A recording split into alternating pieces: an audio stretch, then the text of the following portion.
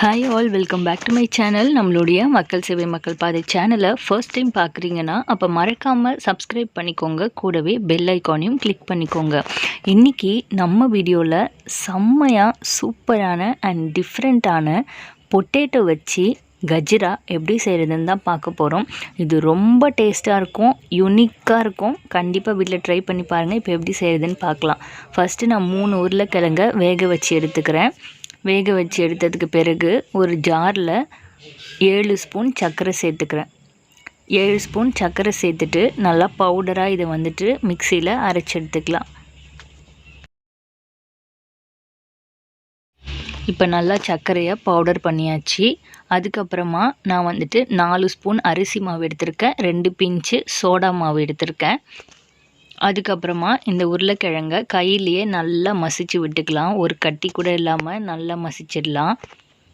அதுக்கப்புறமா நம்ம எடுத்து வச்சுருந்த அந்த 2 பிஞ்சு ஆப்ப சோடா, அதுக்கப்புறமா அரைச்சி வச்சுருந்த அந்த சர்க்கரை பவுடர், அதுக்கு பிறகு 4 ஸ்பூன் அரிசி மாவு, இது எல்லாத்தையும் சேர்த்துட்டு நல்லா இதை பிசைஞ்சு எடுத்துக்கலாம்.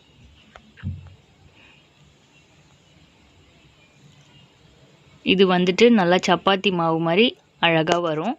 ஸோ அந்த அளவுக்கு நம்ம அழகாக பிசைஞ்சு எடுத்துக்கலாம். பிசைஞ்சு எடுத்ததுக்கு பிறகு ஸ்டவ்வில் கடாய் வச்சுட்டு அந்த கடாய் ஹீட் ஆன அப்புறம் ஆயில் ஆட் பண்ணிக்கலாம்.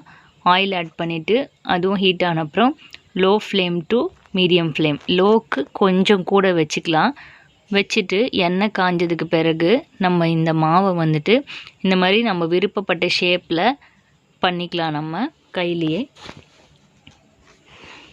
நமக்கு என்ன ஷேப் வேணுமோ அந்த மாதிரி நம்ம பண்ணிக்கலாம்.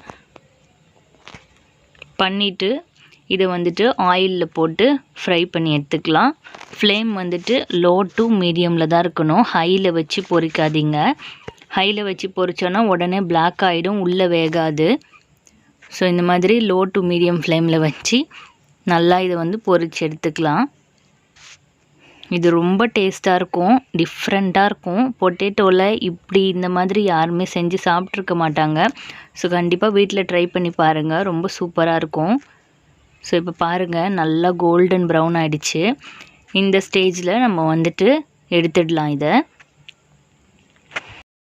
ஆயிலெல்லாம் நல்லா ஃபில்ட்ரு பண்ணிவிட்டு இது இப்போ வெளியில் எடுத்துடலாம். நம்மளுடைய சூப்பரான பொட்டேட்டோ கஜ்ரா ரெடி ஆகிடுச்சு.